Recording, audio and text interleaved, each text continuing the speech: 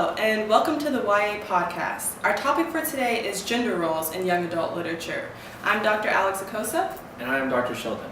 We are professionals in the field of young adult literature. Okay, so first let's watch a quick clip.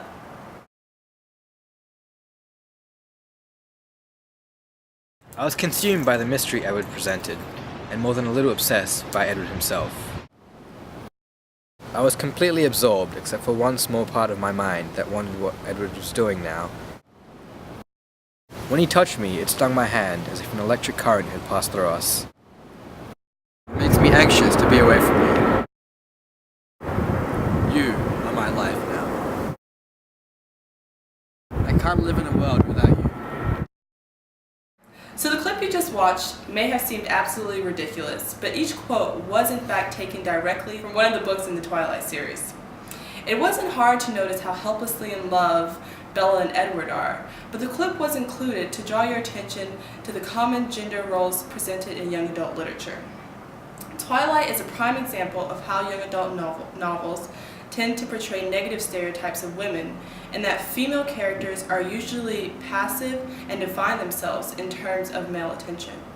Male stereotypes are distinctly depicted in Twilight, specifically on page 57, chapter 3, when Edward mentions to Bella, "You're intoxicated by my very presence," and asks her, "Are you faint from the run, or was it my kissing expertise?"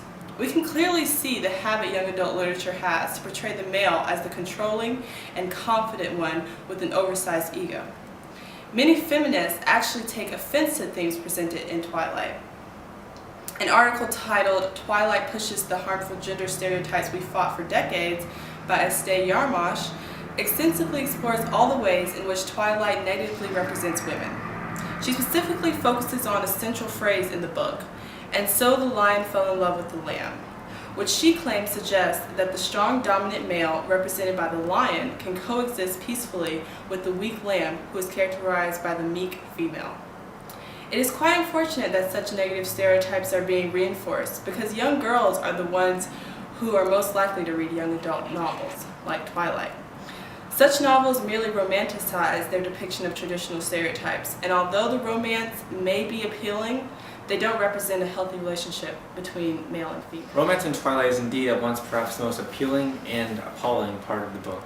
While the romance in the book appeals to young girls' desires for perfection in relationships and partners, it also creates a situation in which a young woman discards everything she knows in order to follow her sudden attraction to the ideal male. As the article "Twilight is Not Good for Maidens, Gender, Sexuality, and the Family in Stephanie Meyer's Twilight series" asserts, Bella in Twilight gives up the safety of a peaceful life and in return gets a tumultuous existence where only Edward can keep her from harm. In the end, Edward in Twilight is a strong, independent, and idealized male, while Bella is the weak, dependent female that must cling to him for protection. The power in the relationship can be seen as very unequally shared, and the message that the book sends to young women looking for relationships is accordingly not a positive one. These certain portrayal of gender roles in literature largely affects the way young adults view their place in society. A presentation discussing the sex in young adult literature given at the American Library Association conference in 2009 mentioned that, unlike adult fiction, young adult literature has a responsibility to its readers to not only entertain, but to promote exploration and introspection as impressionable teens struggle to understand themselves, the world, and their place in it.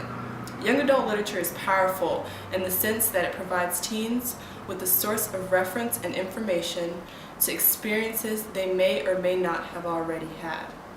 It is important that they have these perspectives so that they can form their own opinions. A New York Times article by Robert Lipsyte examines the relationship between boys and reading. It mentions that young males seem to prefer literature that is not gender specific, where the characters could potentially be either male or female, and their gender doesn't affect the plot or themes of the novel. There seems to be a lack of this type of work, which in turn affects the reading pattern of males.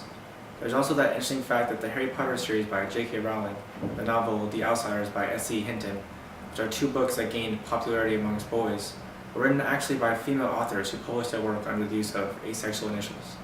This further demonstrates that males prefer to dissociate gender from their reading experience, and the young adult literature market must realize this if they wish to appeal to the male population. Michael Cart, a past president of the Young Adult Library Services Association, told Lipsyte, "In a commercially driven publishing environment, The emphasis is currently on young women. We need more good works of realistic fiction, non-fiction, graphic novels, on or offline, that invite boys to reflect on what kinds of men they want to become. So if young adult authors could tone down their use of stereotypical gender roles and produce works that are more neutral in plot and emphasize moral development, young males may be more inclined to read young adult literature. So now, let's watch another quick story play out. It includes many elements common in young adult literature, so try to analyze the ways in which it deals with gender roles. After each scene, we'll discuss the topic and provide you with further insight. Damn, that football game was awesome. Turn the trick flick off. Let's watch an action movie.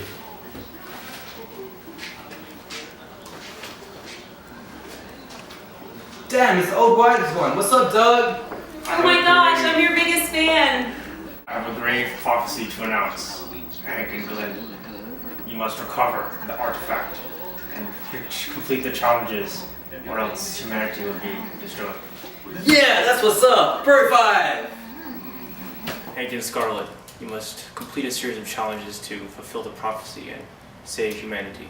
That sounds so dangerous. For your first challenge, you must prove your physical abilities through jumping over shrubberies. Don't worry, I got this. No, you must work together. Yeah, right.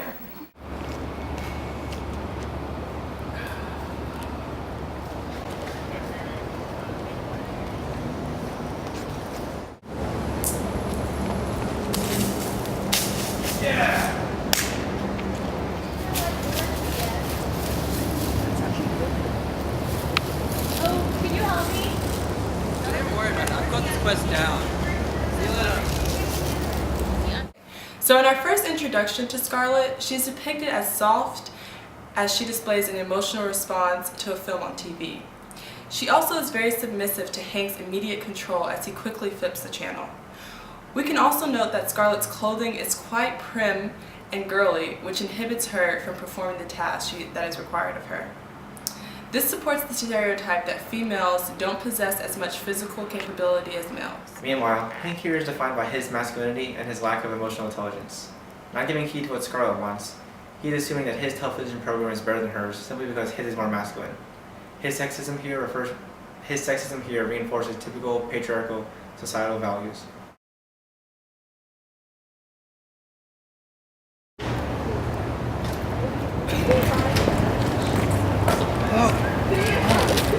Hey there, beautiful maiden. May I request a favor? Sure, what is it?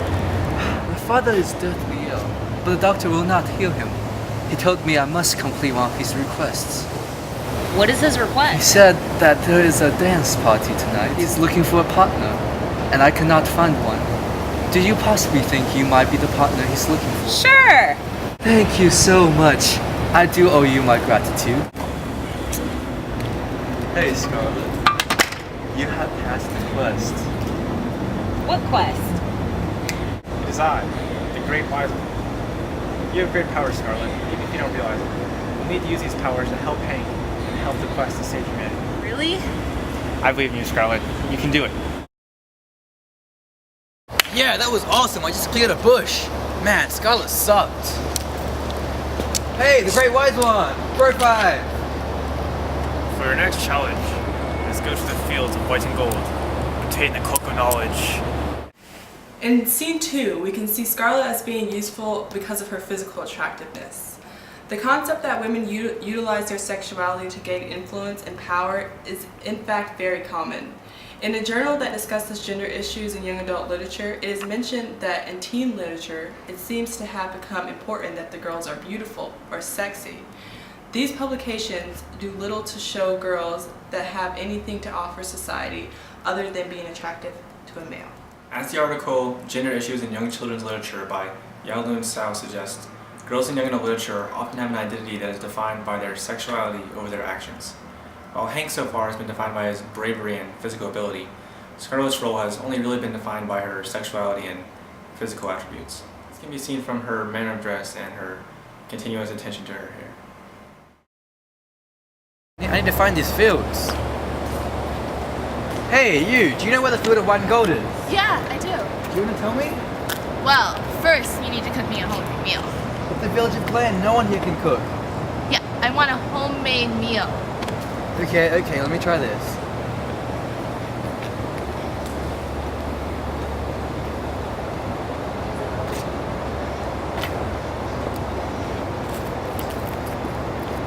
Man, I wish Scarlett was here. I can't cook. I bet she can cook really well.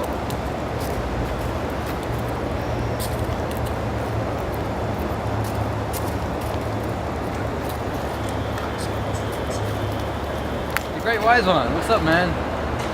Not much, but with this, you have learned that you need Scarlet, that you cannot do everything on your own. Yeah, I guess you're right. For this, I will teleport you to the fields of white and gold, and you can continue your quest. Okay, that sounds awesome. Thanks, man. Take note here the size of the woman who asks Hank for help. Slightly overweight, the woman, with her request for food, is played for laughs. As the article New Perspectives in Young Adult Literature by Kaplan explains, such is not an uncommon trend. Overweight girls in young adult literature are usually played for laughs. If they are not, then they tend to be portrayed as emotionally damaged in some way. Where am I? Wait, is this the field of white and gold? There's the dragon with the cape of knowledge. No! Don't kill him! You can take me as long as you give us the golden cape of knowledge and leave him alone. I like that idea. Scarlet, no. What do I do with this? Dragon, where are you? Is that a gun? That's the ultimate weapon. You can totally use this. There you are. Over here, help! Got you, Scarlet.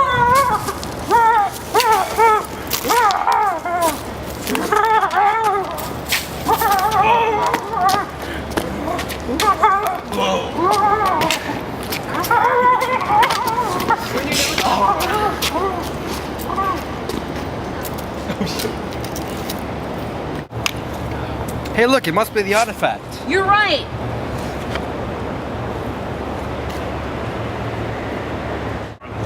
You found the artifact, and have saved humanity. Yeah! So again, in the final scene, we see that Scarlet's beauty had the ability to distract the dragon and ultimately save the day. So here you have the adventurer, the male one, fight the dragon. This is pretty typical, huh? Boys using force in order to achieve their means.